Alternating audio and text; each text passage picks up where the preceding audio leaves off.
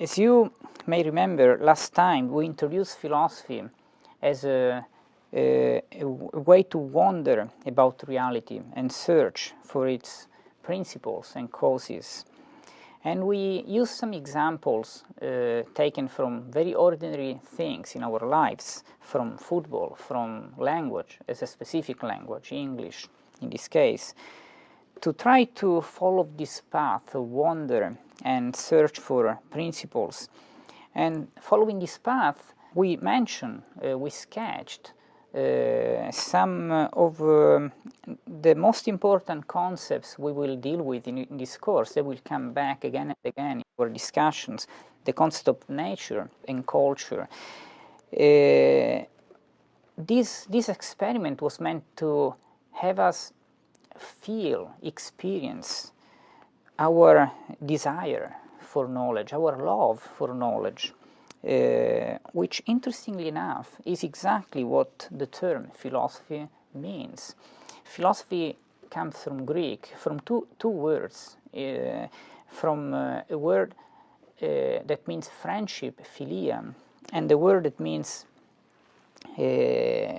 wisdom, Sophia in Greek. So it's the love, or it's being friends with wisdom, or loving wisdom. This is what Aristotle talks about at the beginning of his metaphysics, the way he introduces famously the subject in the very first line of the metaphysics, all men by nature desire to know.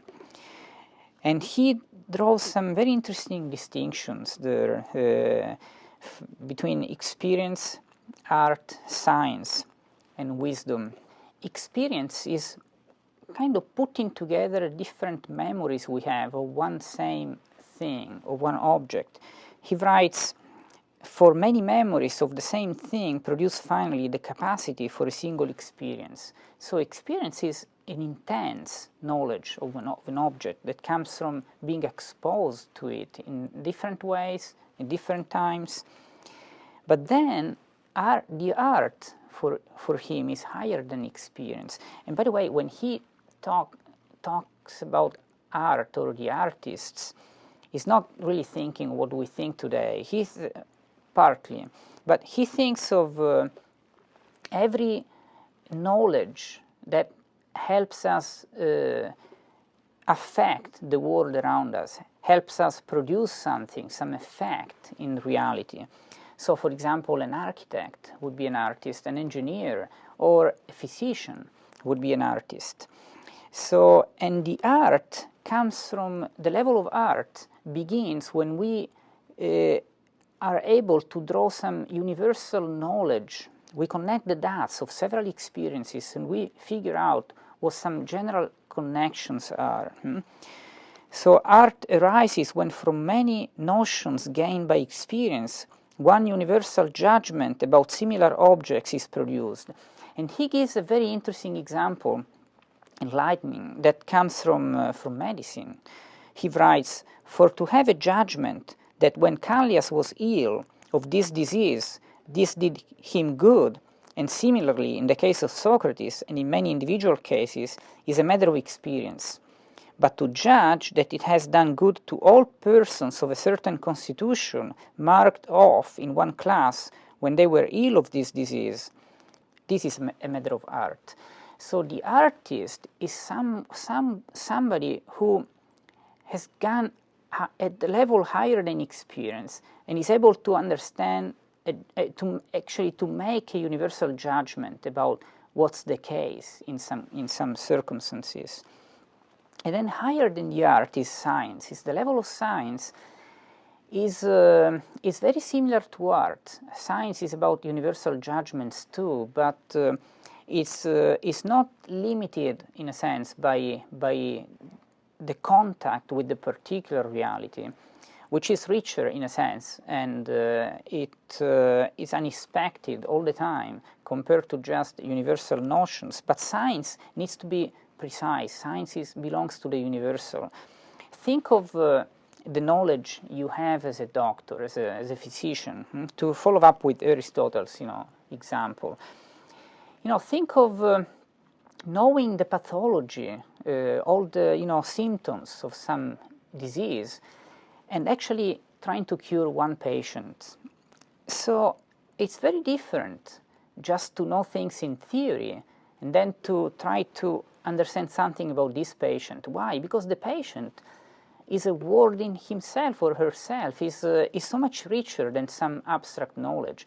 So in theory, everything might work when you pass your exams in medical school, but with the real patient, it's a different story. So that, in that case, experience is crucial. I mean, experience is our capacity to deal with the particular object.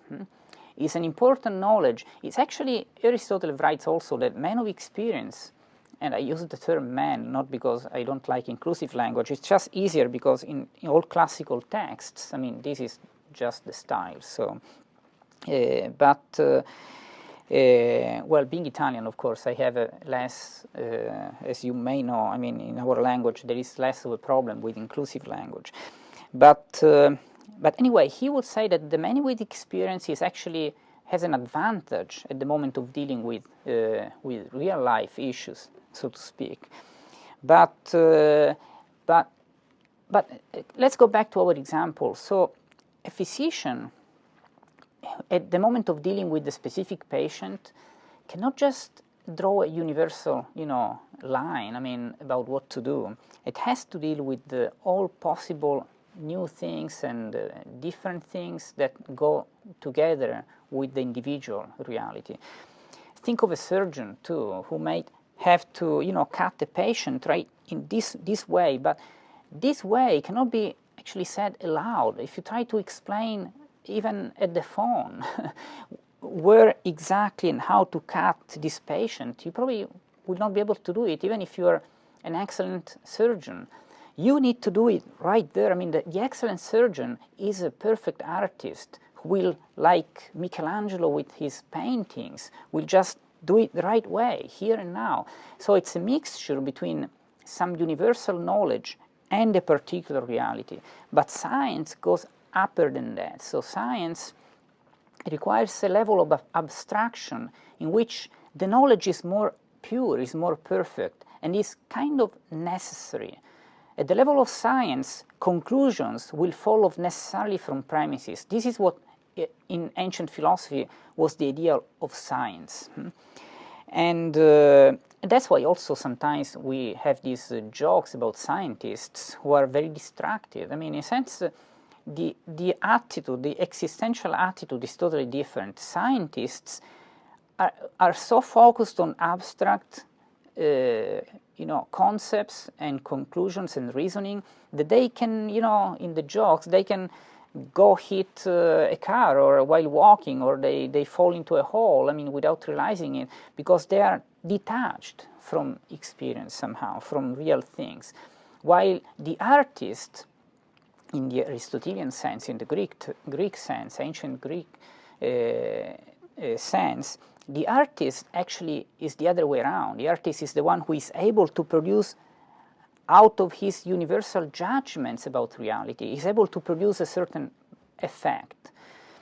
So, and the artist as a physician would be not just a person with mere experience. Think also about this distinction between a healer and the physician. A healer is a person who just has the experience. He noticed, or she noticed, that usually when you apply, for example, a specific herb, it will actually do good to some, cuts or some diseases.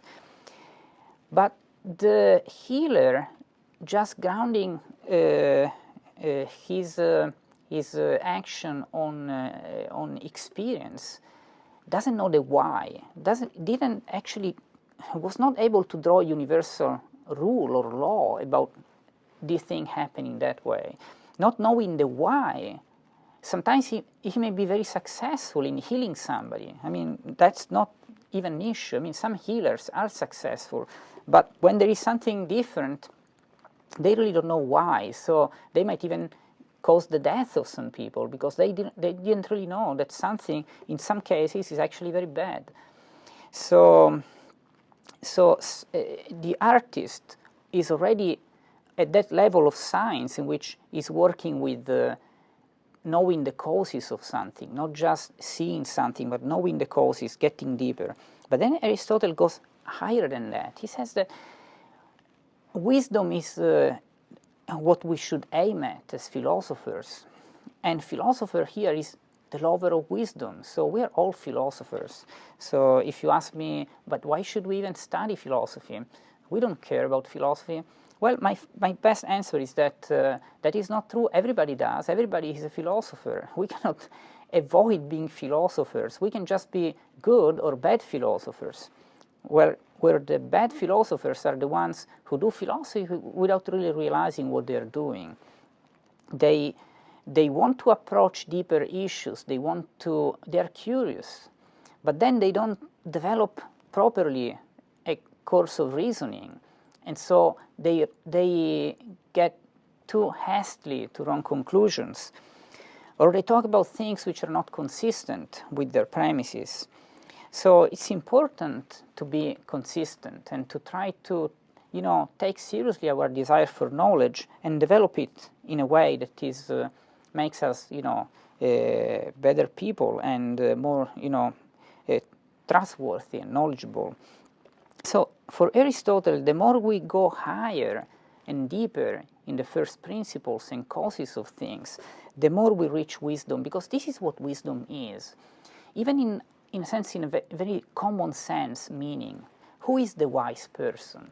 The wise person is the person able to see the whole thing at once, not to limit himself to an angle of what is happening, just to one little thing, but keeping always the vision, the overall vision.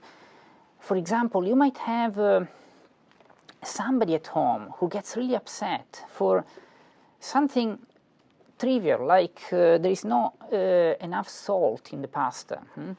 And you have this person get really upset and maybe shouting about, pasta not having enough salt, which, by the way, of course, in Italy it's a big deal because, pasta is the most important dish in Italy. So probably this example doesn't really fit other cultures well enough. I should have mentioned other possibilities, not just not having salt in the pasta. But still, as important as pasta may be, but getting really upset about, some salt missing. Now, if you're not wise, you might take that seriously. So you have this person in front of you really upset about some salt missing in the pasta, and you actually start arguing that actually that's not true, that's the right amount of salt, and by the way, salt is not that good for your health, so you shouldn't even complain. So you can actually face the situation this way, while you should actually wonder, is it really possible? Because it is possible, but it's unlikely that somebody is so upset about something so trivial.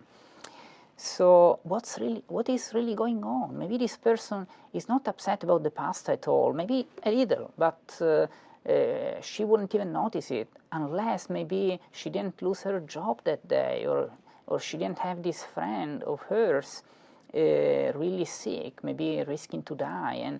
And so she's upset and she's in tension, and every little thing can become a reason to just, taking off her chest. And so the wise person wouldn't even mention pasta and salt in the reaction, would actually say, okay, listen, what's going on? Are you okay? Did you have some problems at work? And probably this other person will actually start talking about the real thing, not about marginal things. So wisdom is the capacity to always look at things from an overall viewpoint. And the higher you go, the more wisdom you achieve. So in a sense, philosophy, in Aristotle's discussion, would be the wisdom that is reaching the level of the first causes and principles. But the point of our present discussion is this: that all men suppose what is called wisdom to deal with the first causes and the principles of things. So the first causes and principles going higher and higher. So if we want to draw We started doing that last time, but if we want to draw an important feature of the concept of philosophy at its birth, this feature can be called totality, the vocation to embrace the whole thing at once, not to limit itself to specific, particular things. This feature would distinguish philosophy from any other knowledge we have, which is limited by default, because it requires looking things from one angle. So, how much salt you need in the pasta? Or let's use a better example. Let's use a classical distinction, which is very helpful, between formal object and material object. It's a very useful analogical distinction that helps us understand what we are doing when we study something from one particular viewpoint. So the material object is what we actually are looking at. So football yesterday, or pasta, whatever it is, or man, human being. So we study, for example, man. But then we can study man from the viewpoint of being healthy. So that viewpoint will define you as a physician. But a physician cannot tell me, for example, how much mathematics should I study today, right? So it's all about man, it's all about me, but a physician has a different viewpoint. He might, under certain circumstances, but not insofar as mathematics is involved. Or physics might study man as a moving object, as a physical object. So as a physical object, I'm subject to the laws of gravity as everything else, right? And the physical laws in general. Psychologists might look at my reactions to the environment and to other impulses. So the material object would still be the same, but the angle you look at would be different. So philosophy would be the only one trying to look at man as man, the whole thing, without limiting the viewpoint to anything. Let's put it differently. This is very important, because when we focus on this feature, we actually try to understand better what is it that we do and what we can do when we study something and not something different. So let me just throw you this pen. So what did I just do? I mean, am I just going crazy? I mean, what is this? I just threw you a pen and you are not even here, so I almost hit the camera here in this room. So what would a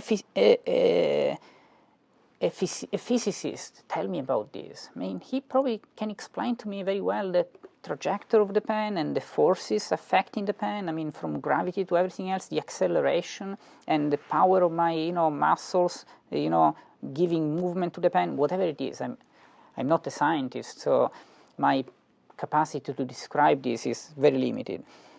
A chemist might tell me the composition of the pen and whatever that is, right? You fill the gaps here.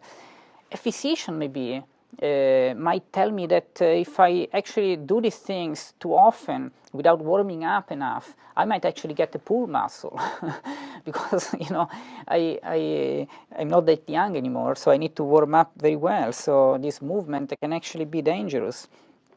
But what is it that I was doing? I mean, really, I threw this pen. A psychologist might tell me that, maybe you throw things away around sometimes because in your family this happened and these other things happen, and so while growing up, I mean, this is the way in which you whatever that is, right? But what is it that I did? I mean, what's the real why of this action? Wisdom will give us the answer, and you know the answer. So every physicist or doctors or psychologist would be able to tell me what I actually did. I tried to use this pen to teach something in this class in a way that would call the attention better of listeners. But they wouldn't tell me this as psychologists or physicists or doctors. They would tell me this from a different overall viewpoint, which is not part of the formal objects of their sciences. So if they do, they go beyond that.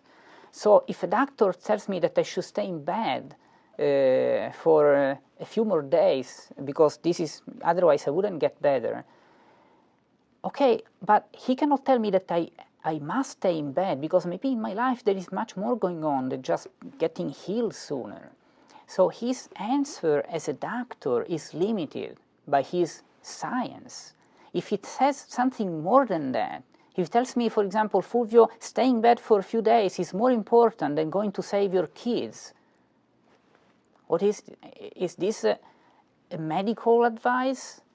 Of course not. I mean, so if somebody tells me something more about what I should do or I am or things are than what is allowed by his formal objects and methodology and tools, okay, that's actually a philosophical mistake. And you understand that when you try to look at things from an overall viewpoint, when you wonder what is really the methodology and the capacity of one science. Is this lab able to answer the question of who I am as a human being? Can this lab, that belongs maybe to physicists or to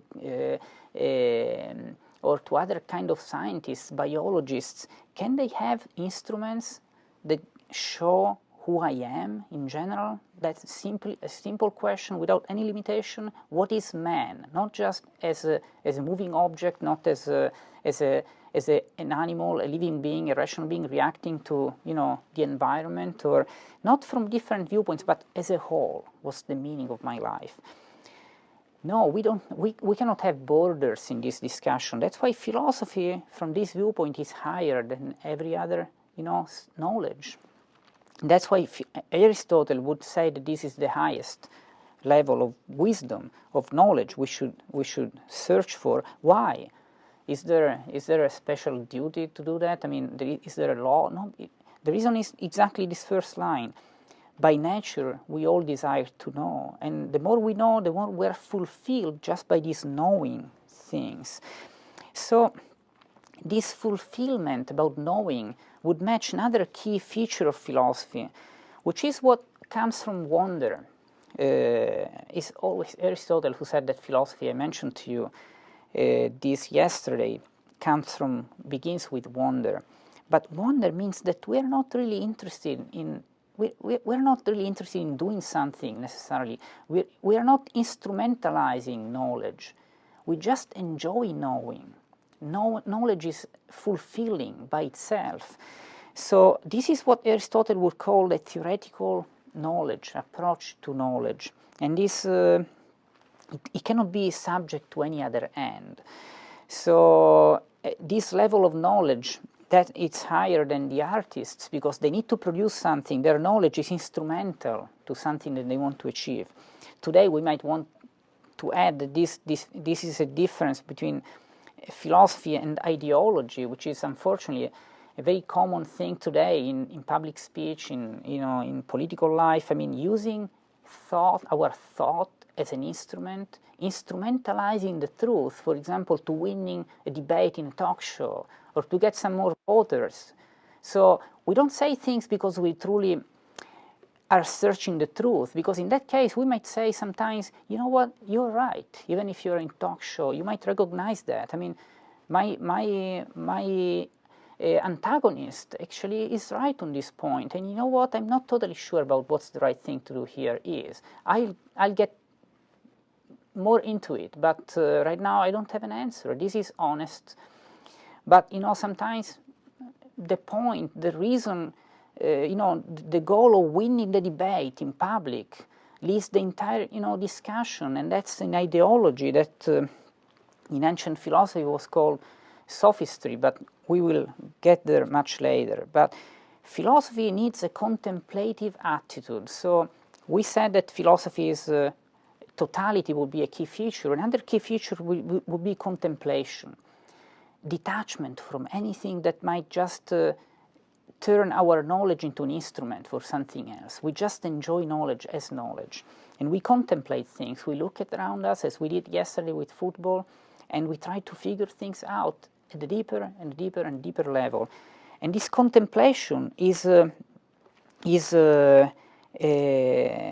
something that in our society sometimes it's not that easy because we have so many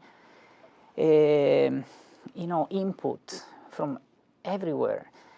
Sometimes it's better just to be in a place that is so quiet and in which we can just think and contemplate things without being constantly targeted by commercials, music, sounds, people, the cell phone and the internet and contemplation. Otherwise we will not see things better. We need to be able to be detached this way. And another key feature of philosophy is what we mentioned when we talked about the search for the first causes. I mean, is rationality. This wisdom, this knowledge we look for involves a rational process. We want to know why something happens this way. Why do things happen this way? So the why item is a key in this world that we call philosophy. So rationality would distinguish philosophy from mere experience, as we just saw in Aristotle, but also from poetry. Aristotle said that from the viewpoint of wonder and contemplation, philosophy and poetry, and I'm using poetry now, not the art, because the art is more ambiguous compared to this discussion, but with poetry, because the starting point is saying poets are so smart. I mean, they can see a lot, they contemplate. What does an artist do? He or she goes to watch this panorama and see so many things that are put into this painting, and then we watch this painting and we start discovering meanings. When we see a very important piece of art, this piece of art is telling us something, is showing something about reality that is not easy to see. But the artist, kind of opens the door for us to see something deeper. But the poet and the philosopher would actually see the same picture. They can see the nuances that sometimes people miss when they are distracted, when they don't contemplate enough.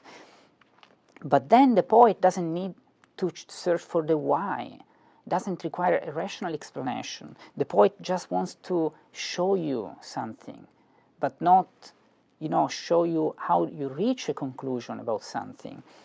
So rationality would distinguish philosophy from poetry or from mere experience. So, and these three key features of philosophy would help us also drawing a sort of, definition of classical philosophy, just trying to give more structure to our discussion at the end of this class. So let's say that philosophy is knowledge, is love of knowledge, desire of knowledge, but is scientific. And by scientific here, I mean exactly knowing through the causes, through the why. Every time we call our knowledge scientific, today usually we refer this concept to the perfect sciences, so-called, or the experimental sciences, physics, mathematics, but scientific truly in traditional terminology means knowing through the causes, knowing the why of things. So I know something, but not as a healer, but as a physician. I know why that happens, why that symptom, what might happen if you use this herb rather than this other one, and why this herb is actually healing me or sometimes actually hurting me. So if knowledge is scientific, so if knowledge is a genus, scientific would be a specific difference. But then we say also that it's theoretical, it's not productive. This knowledge of philosophy doesn't aim at producing a result. It aims at contemplating truth. That's what theoretical knowledge in ancient philosophy would mean. Theoretical knowledge is a knowledge of some truth which doesn't aim at producing something. It's not a technical knowledge. It's not instrumentalized, it's theoretical. So its knowledge is scientific, it's theoretical, and is of the whole reality. So it's not of man as healthy, it's not of man as a moving object, it's not of man as subject to the laws of gravity, it's of man, of being as being. So being is what things are. So if I wonder the very being of things, what they are, why they are, okay, I'm looking at the whole thing at once, and this would be the key, outlook of philosophical discussion. Thank you.